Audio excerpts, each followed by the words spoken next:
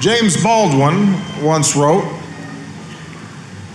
"For while the tale of how we suffer and how we are delighted and how we may triumph is never new, it always must be heard."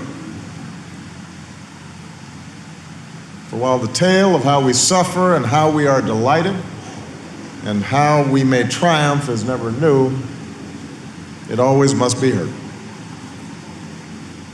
Today, as so many generations have before, we gather on our national mall to tell an essential part of our American story, one that has at times been overlooked. We come not just for today, but for all time. President and Mrs. Bush, President Clinton, Vice President Dr. Biden, Chief Justice Roberts, Secretary Skorton, Reverend Butts, distinguished guests, thank you. Thank you for your leadership in making sure this tale is told. We're here in part because of you and because of all those Americans. The Civil War vets, the civil rights foot soldiers, the champions of this effort on Capitol Hill, who for more than a century kept the dream of this museum alive. It includes our leaders from Congress, Paul Ryan, Nancy Pelosi. It includes one of my heroes, John Lewis, who, as he has so often, took the torch from those who came before him and brought us past the finish line. It includes the philanthropists and benefactors and advisory members who have so generously given not only their money but their time. It includes the Americans who offered up all the family keepsakes tucked away in Grandma's attic. And of course, it includes a man without whose vision and passion and persistence we would not be here today, Mr. Lonnie Bunch.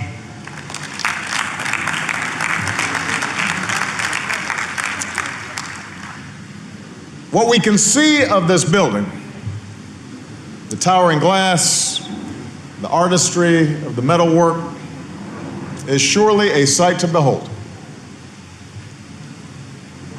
But beyond the majesty of the building, what makes this occasion so special is the larger story it contains. Below us, this building reaches down 70 feet. Its roots spreading far wider and deeper than any tree on this mall. And on its lowest level, after you walk past remnants of a slave ship, after you reflect on the immortal declaration that all men are created equal, you can see a block of stone. On top of this stone sits a historical marker, weathered by the ages. And that marker reads, "General Andrew Jackson and Henry Clay spoke from this slave block during the year 1830. I want you to think about this. Consider what this artifact tells us about history, about how it's told, and about what can be cast aside. On a stone where day after day, for years, men and women were torn from their spouse or their child, shackled and bound and bought and sold and bid like cattle, on a stone worn down by the tragedy of over 1,000 bare feet. For a long time, the only thing we considered important, the singular thing we once chose to commemorate as history with a plaque, were the unmemorable speeches of two powerful men. And that block, I think, explains why this museum is so necessary. Because that same object, reframed, put in context, tells us so much more. As Americans, we rightfully passed on the tales of the giants who built this country, who led armies into battle, who waged seminal debates in the halls of Congress and the corridors of power. But too often we ignored or forgot the stories of millions upon millions of others who built this nation just as surely, whose humble eloquence, whose calloused hands, whose steady drive helped to create cities, erect industries, build the arsenals of democracy. And so this National Museum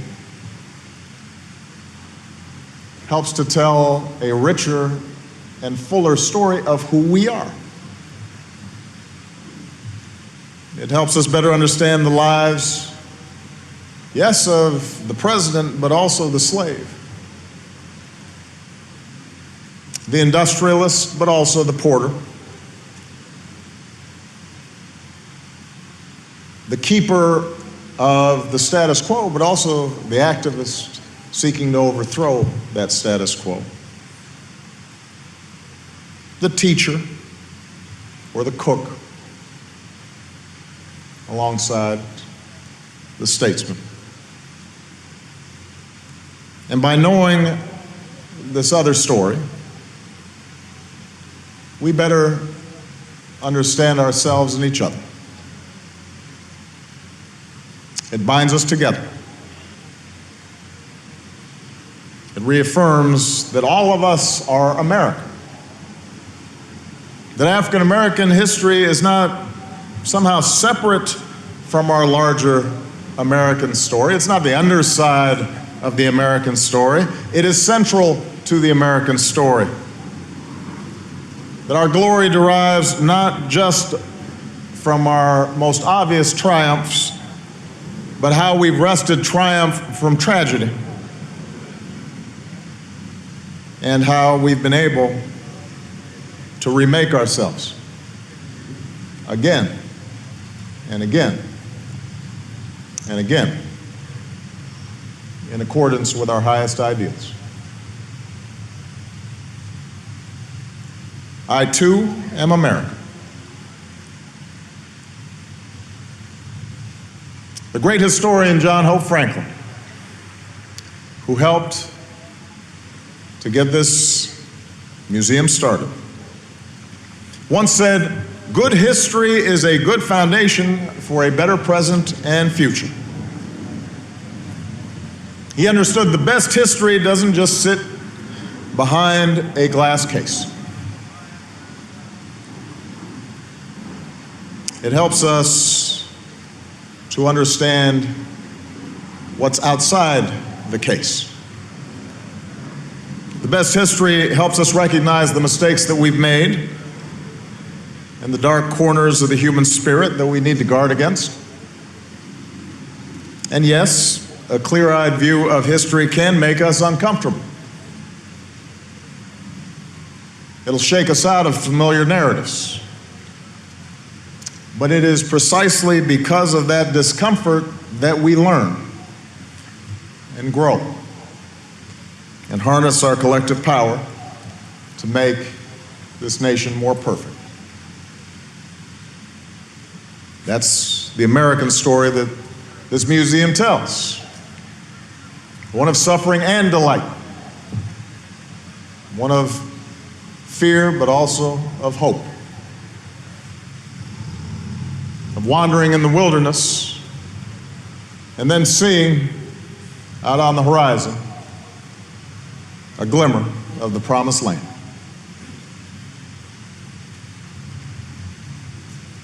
It is in this embrace of truth, as best as we can know it, in the celebration of the entire American experience,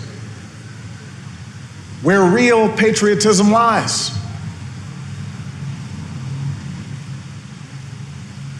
As President Bush just said, a great nation doesn't shy from the truth. It strengthens us, it emboldens us. It should fortify us. It is an act of patriotism to understand where we've been. And this museum tells the story of so many patriots. Yes, African Americans have felt the cold weight of shackles and the stinging lash of the field whip, but we've also dared to run north and sing songs from Harriet Tubman's hymnal. We've buttoned up our Union blues to join the fight for our freedom. We've railed against injustice for decade upon decade, a lifetime of struggle and progress and enlightenment that we see etched in Frederick Douglass's mighty leonine gaze. Yes, this museum tells a story of people who felt the indignity, the small and large humiliations of a whites-only sign, or wept at the side of Emmett Till's coffin, or fell to their knees on shards of stained glass outside a church where 4 little girls died. But it also tells the story of the black and white youth sitting alongside each other, straight-backed, so full of dignity on those lunch counter stools. The story of 6-year-old Ruby Bridges, pigtails, fresh pressed dress, walking that gauntlet to get to school. Tuskegee Airmen soaring the skies, not just to beat a dictator, but to reaffirm the promise of our democracy and remind us that all of us are created equal. This is the place to understand how protest and love of country don't merely coexist, but inform each other. How men can proudly win the gold for their country, but still insist on raising a black-gloved fist. How we can wear an I Can't Breathe t-shirt and still grieve for fallen police officers. Here's the America where the razor-sharp uniform of the chairman of the Joint Chiefs of Staff belongs alongside the cape of the Godfather of Soap.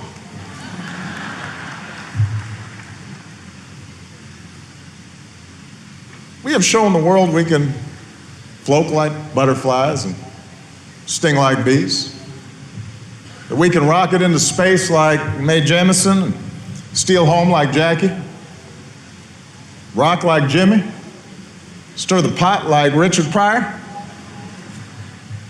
and we can be sick and tired of being sick and tired like Fannie Lou Hamer, and still rock steady like Aretha Franklin.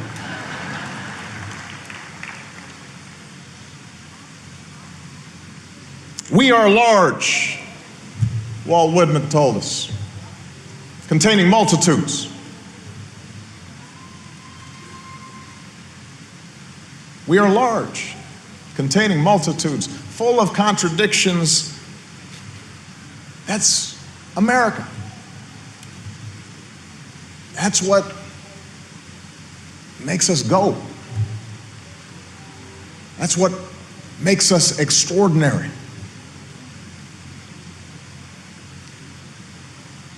And as is true for America, so is true for the African American experience. We're not a burden on America or a stain on America. We're an object of pity or charity for America. We're America. And that's what this museum explains. The fact that our stories have shaped every corner of our culture. The struggles for freedom that took place made our Constitution a real and living document, tested and shaped and deepened and made more profound its meaning for all people. The story told here doesn't just belong to Black Americans. It belongs to all Americans, for the African American experience has been shaped just as much by Europeans and Asians and Native Americans and Latinos. We have informed each other. We are polyglot, astute.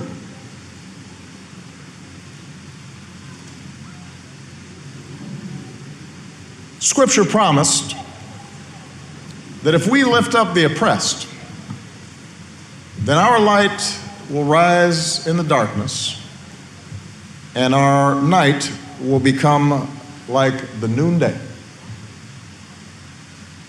And the story contained in this museum makes those words prophecy.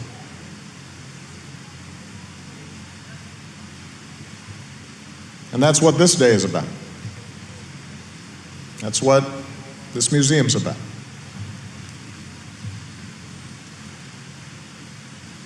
I too am American. It is a glorious story, the one that's told here. It is complicated and it is messy and it is full of contradictions, as all great stories are, as Shakespeare is, as Scripture is. And it's a story that perhaps needs to be told now more than ever.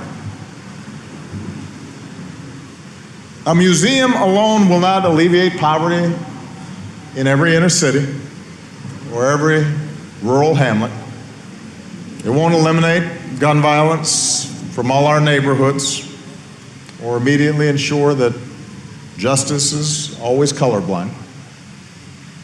It won't wipe away every instance of discrimination in a job interview or a sentencing hearing or folks trying to rent an apartment. Those things are up to us, the decisions and choices we make.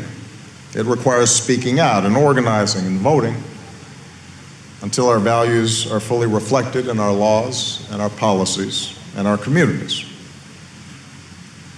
But what this museum does show us is that even in the face of oppression, even in the face of unimaginable difficulty, America has moved forward.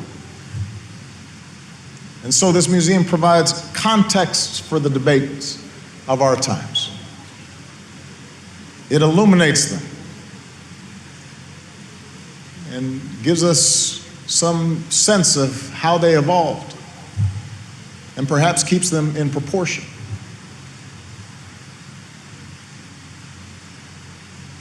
Perhaps it can help a white visitor understand the pain and anger of demonstrators in places like Ferguson and Charlotte. But it can also help Black visitors appreciate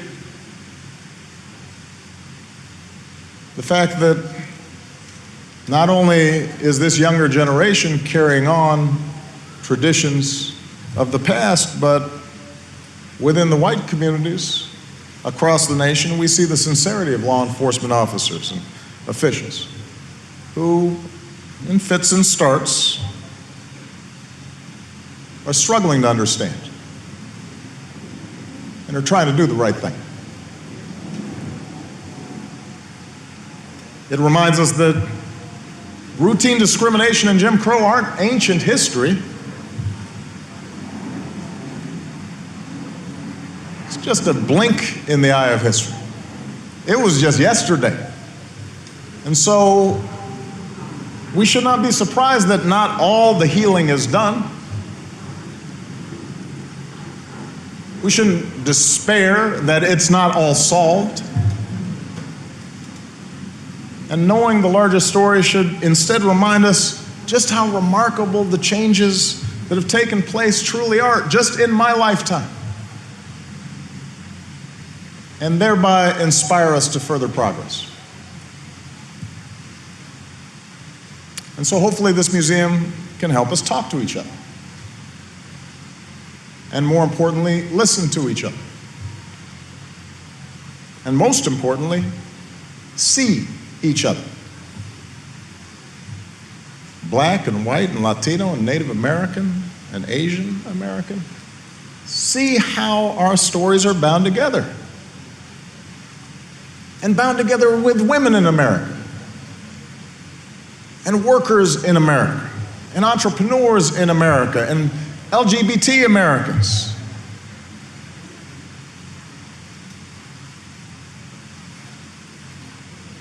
And for young people who didn't live through the struggles represented here, I hope you draw strength from the changes that have taken place. Come here and see the power of your own agency. See how young John Lewis was. These were children who transformed a nation in a blink of an eye. Young people, come here and see your ability to make your mark. The very fact of this day does not prove that America's perfect, but it does validate the ideas of our founding. That this country born of change, this country born of revolution, this country of we the people, this country can get better. And that's why we celebrate. Mindful that our work is not yet done, mindful that we are but on a way station on this common journey towards freedom, and how glorious it is that we enshrine it here on some of our nation's most hallowed ground. The same place where lives were once traded, but also where hundreds of thousands of Americans of all colors and creeds once marched. How joyful it is that this story takes its rightful place alongside Jefferson, who declared our independence, and Washington, who made it real, and alongside Lincoln, who saved our Union, and the GIs who defended it. Alongside a new monument to a king gazing outward, summoning us towards that mountaintop. How righteous it is that we tell this story here. For almost 8 years, I have been blessed with the extraordinary honor of serving you in this office. And time and again,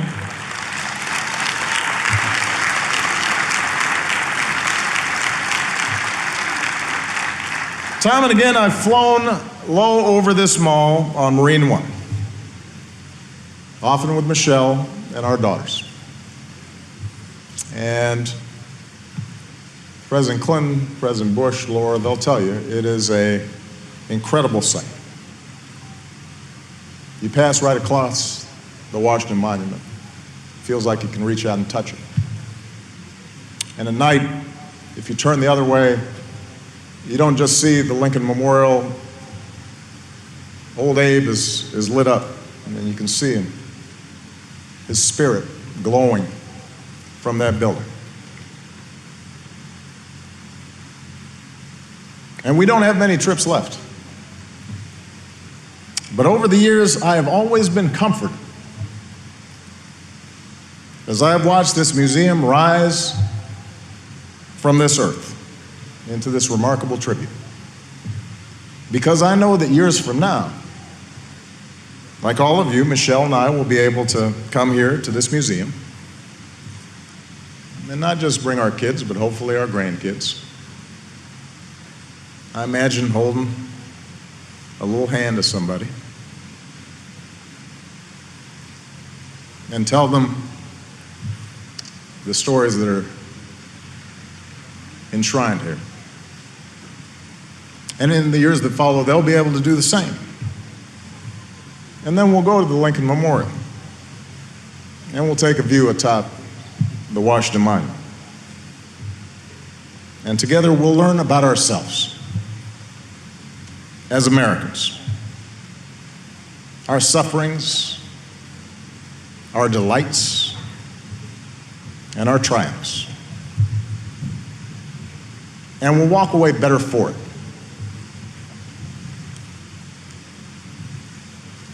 Better because we better grasp the truth. We'll walk away that much more in love with this country. The only place on earth where this story could have unfolded.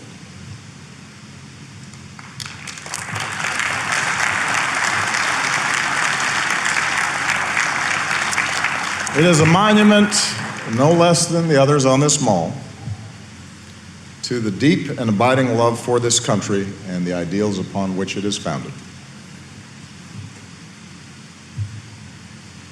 For we too are American. So enough talk. President Bush was timing me. He had the over-under at 25. Let us now open this museum to the world. Today, we have with us a family that reflects the arc of our progress. The Bonner family. 4 generations in all, starting with gorgeous 7-year-old Christine and going up to gorgeous 99-year-old Ruth.